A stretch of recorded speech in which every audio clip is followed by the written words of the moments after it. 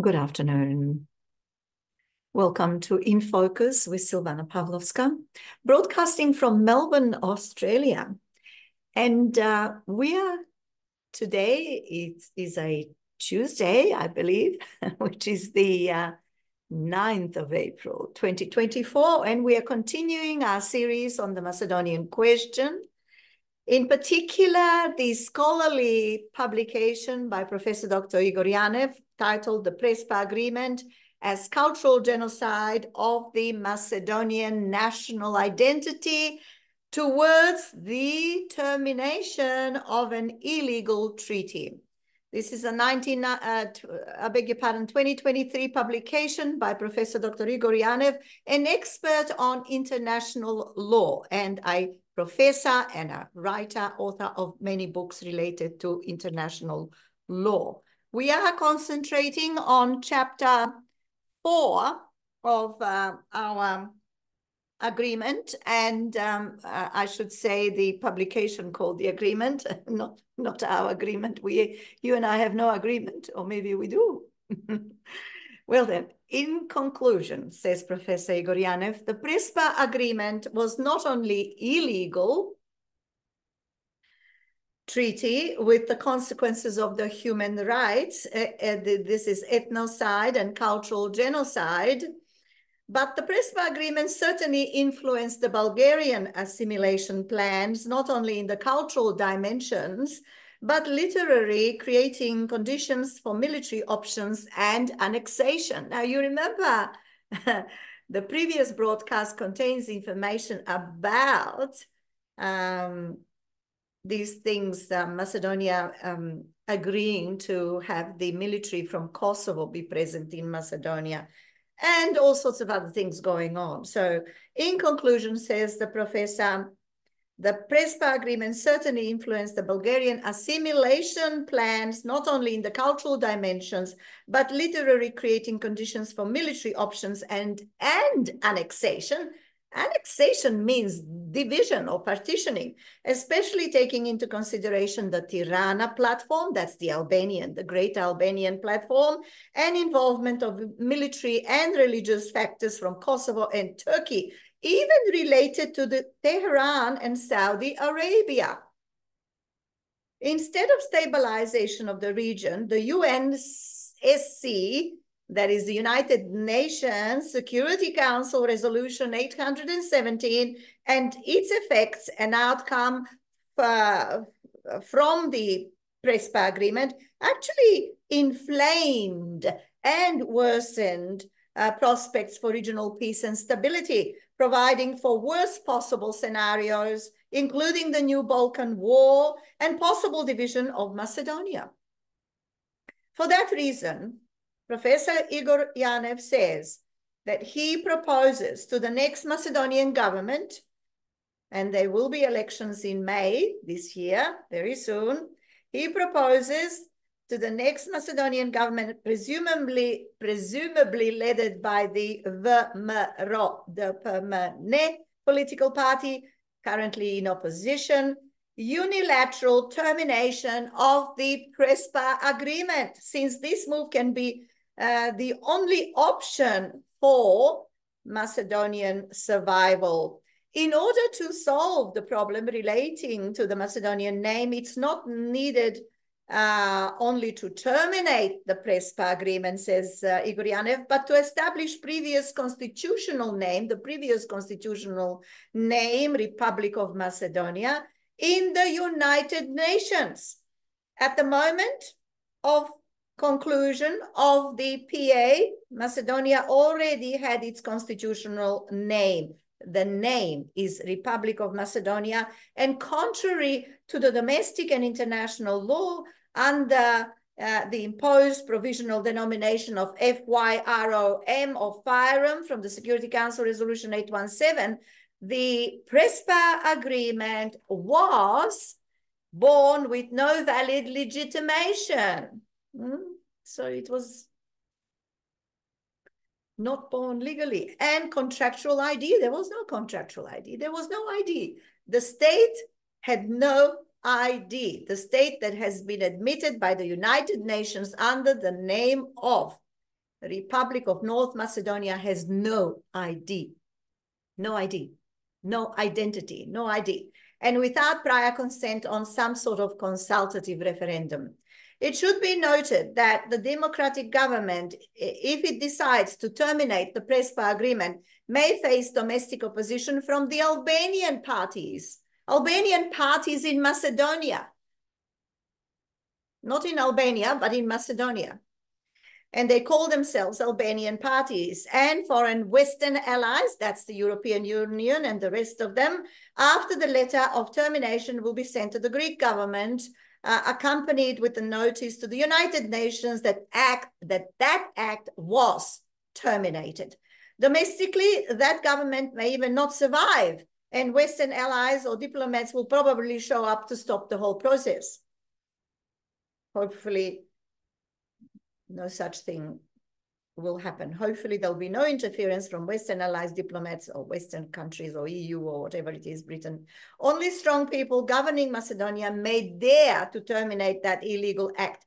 It is important that after termination of the treaty, the Macedonian politicians and diplomats try to explain that the act of termination, explain it to the Western diplomats, because they may not know, it may need explaining, says the professor.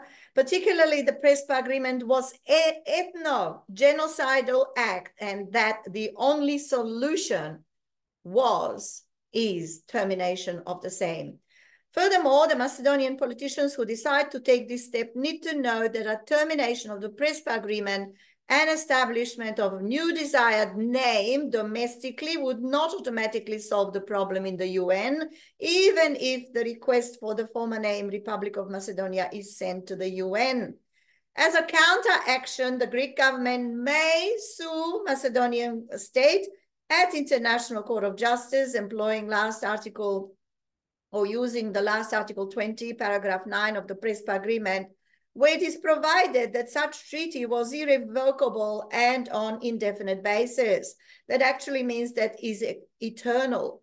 That it is eternal. That's unbelievable. The Macedonian diplomats and politicians signed the treaty and agreement with the Hellenic Republic with this Article 20, paragraph 9, which said that such treaty was irrevocable and on indefinite basis. That actually means that it is eternal. Eternal. It should be noted, this kind of stipulation legally doesn't mean much, since Jus Cogens norms were breached. They were breached, and basic states' rights were not honored. Still, Greece may use that paragraph and try to sue the second party being Macedonia, the renamed state, at the International Court of Justice. Well, they may very well do so, but they will not succeed. However, as we explained, these chances for the Hellenic state here at the court are minimal, next to nothing, says the professor. So most likely the outcome of the termination of the PRESPA agreement would be an attempt to start a campaign in the United Nations to reinstate the provisional name previous, you know the one, the insulting one, FIREM, accusing Macedonia for violation of international treaty. Well, they can come up with all sorts of reasons and issue or commence proceedings on all sorts of bases. Hellenic state will address the UN Security Council with that narrative and complain that the new state's policy was or is a threat to international security and regional peace. Again, Silvana speaking now, providing a commentary. They may very well do so, but it hasn't been proven that the change of the name, including the change in the Macedonian constitution, has had anything to do with security. Nothing to do with security. Yeah.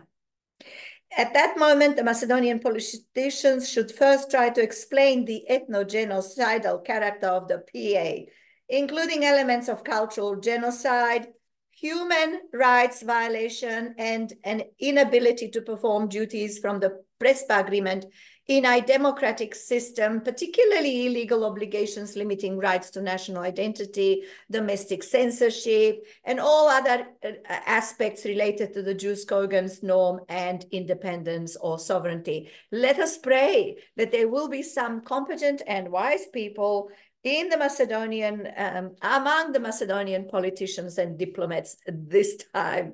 And if they need any assistance in understanding or interpreting anything, well, they know where to go, don't they? Professor Igor Janev is the expert on these matters, and this is his paper, and he has offered assistance to them previously. So let's hope the right sort of people will get into government and do the right thing by the people of Macedonia, that is the Macedonians themselves, and the country of Macedonia. We all know the Republic of Macedonia. Okay. So if these explanations work with the traditional Macedonian allies, that is a questionable statement.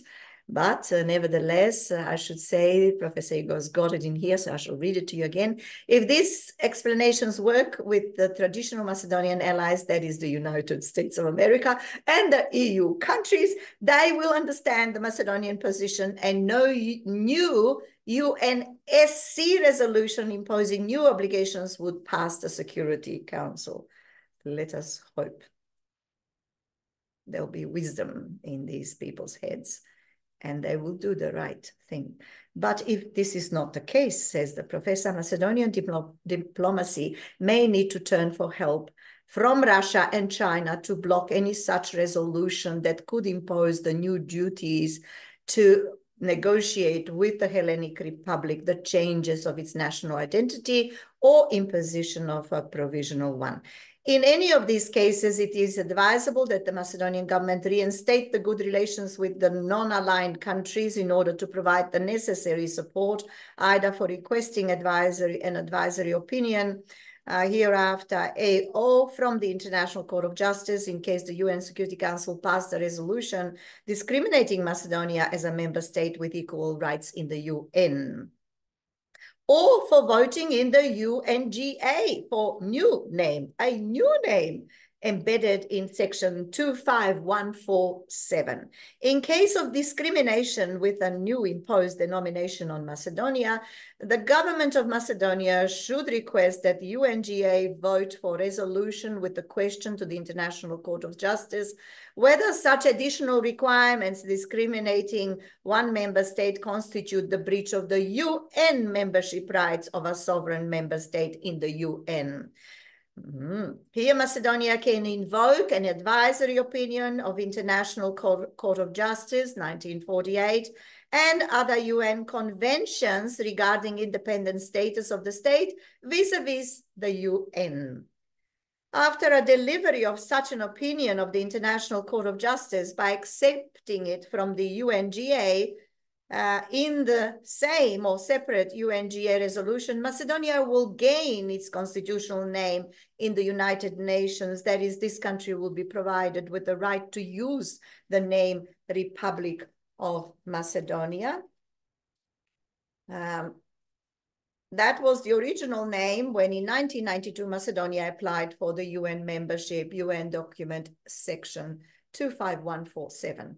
The other scenario could be that the UNSC would not bring a new discriminatory resolution against Macedonia, and that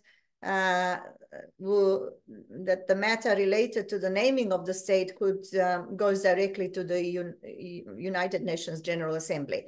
At that level, to clarify the legal aspect, the General Assembly may or may not vote for a resolution containing the question to the International Court of Justice for advisory opinion, or AO. And if it decides to send such a question to the court, Macedonia should invoke an advisory opinion of the ICJ 1948 that prohibit imposition of additional conditions to the state on its membership and other relevant legal sources as described previously.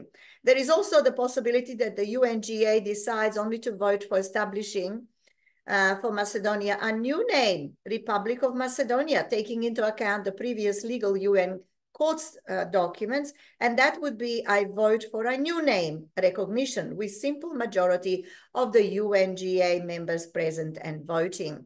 This option is the most direct way to establish the name Republic of Macedonia in the United Nations, but it is necessary to take into consideration that the Greek resistance will be substantial and that Macedonia will need help from all those countries who previously, before 2019, recognized Macedonia under its constitutional name being Republic of Macedonia. To some extent, this fight over the name in the UN resembles the Kosovo's fight for its recognition in the UN, i.e. their struggle to provide membership in the UN and other universal organizations in order to be universally recognized. In organizations where there is no veto power in the council of the organization, Kosovo made visible success so far. The important difference between Kosovo and Macedonia is the fact that Macedonia already passed the level of Security Council and that now all membership issues could be dealt solely in the UNGA. Just bear with me for a second, checking. Yes, you're listening to In Focus with Silvana Pavlovska, and we're talking about Professor Dr. Igor Janev's publication, The PRESPA Agreement as Cultural Genocide of the Macedonian National Identity. If the UN Security Council learned some lessons from the artificial dispute over the state's name, that actually so-called difference related to bilateral recognition shouldn't be treated or handled as a security issue because it's not, then the UNSC may not repeat the same mistake again. Many scholars in Macedonia now believe the UN Security Council until present day do comprehend that this recognition matter should never be treated as have been treated as a security issue, at least not again. But if the problem arises again, as we indicated previously, there is always an opinion to use the advisory jurisdiction of the International Court of Justice or the United Nations conventions, starting from the Conventions on Privileges and Immunities of the UN 1946, and start the process at the International Court of Justice. From the theoretical point of view, we should also mention the Vienna Convention on the representation of states in their relations with international organizations of a universal character. In Article 83, Jus Cogens norm of non-discrimination was stipulated. In the application of the provisions of the present convention, no discrimination shall be made as between states. This convention is predicted to come into force in 2022 after 35 signatories deposit their instruments or ratification or succession. According to the norm of that convention, since the party in the convention was the United Nations organization itself, member states are party to the convention may also sue the United Nations before the court for matters covered by the convention. In such cases, that would be for the apparent discrimination of Macedonia in its representation in the UN, committed by the UN organization as an international person, violating legal status and contractual capacity of the member state. Although this could be the ultimate option for a state suffering sort of mobbing in a broader meaning in the United Nations, the Macedonian academic community at this moment is more prepared to support classical approaches through the UNGA or eventually the ICJ in achieving the goal of the establishment of the genuine name Republic of Macedonia in the United Nations. At the end of our study, we may derive a conclusion that it is up to Macedonian people and their capacity to tolerate the new name of the state and the new national identity. The indication for their readiness to reject that oppression could be a level of dissatisfaction with the current government headed by Zaev, Prime Minister Zaev. Well, he's not currently the Prime Minister, but he was at the time when this research document was done. With respect to that, we noted, and yes, the people are dissatisfied even with his replacement because he represents the same party, ruling party. So with respect to that, we noted that at the 17th of October 2021, in the local elections, Zaev's party SDSM, after 4 years of undisputable prevail over the opposition VMRO de Permanent, was defeated for the first time. VMRO de Permanent called to topple the Zaev's government. Finally, that happened on the 31st of October 2021 in the second round of the local elections, when Zaev's party SDSM was completely defeated and Zaev resigned as the prime minister and the president of the party SDSM. High turnout of voters, around 50%, indicated strong disappointment among the people with the policies of Zaev's government and the party he represented. Still, says Professor Dr. Igor Janev, that convincing victory of the opposition headed by the VMRO de Permanent related to the fall of Zaev's government in 2021 appears to be only for a very small step, in the right direction. The following administration of Prime Minister Dimitar Kovachevsky, a new leader, currently the new leader, unfortunately, remained devoted, or well, he's not, because at the moment they're in election mode. I beg your pardon. The following administration of Prime Minister Dimitar, a new leader, remained devoted to continue the same policies as his predecessor Zaev. As we shall see in the following discussion with respect to recent events, Kovachevsky's advanced processes of assimilation of Macedonians into Bulgarians that would most likely produce extreme damaging impact for national survival. If you are following the events, the current affairs in Macedonia at the moment, you will see there's quite a lot of commotion among the people, among the politicians. They're all in election mode, it seems, with protests, with gatherings around, with interviews being conducted on the mainstream media and so on. There is some kind of an excitement and positive outlook there on the part of the people. So let us hope and let us pray that the right thing will be done, whoever wins the government, whoever is elected as the president of the Republic of Macedonia, and that they will give assurances, some of whom have already done so, that they will do what is necessary to annul the PRESPA agreement. You've been listening to Silvana Pavlovska and In Focus with Silvana Pavlovska on our YouTube channel. And we've been talking about Chapter 4, contained in the publication by Professor Dr. Igor Janev, titled The PRESPA Agreement as Cultural Genocide of the Macedonian National Identity. Well, that was the end of Chapter 4, so I'm looking forward to seeing you soon, and we shall begin to share with you Chapter 5 of this amazing, truthful, and factual piece of work. Thank you to Professor Igor Janev for entrusting us to present this document to you, to the public domain. Bye for now.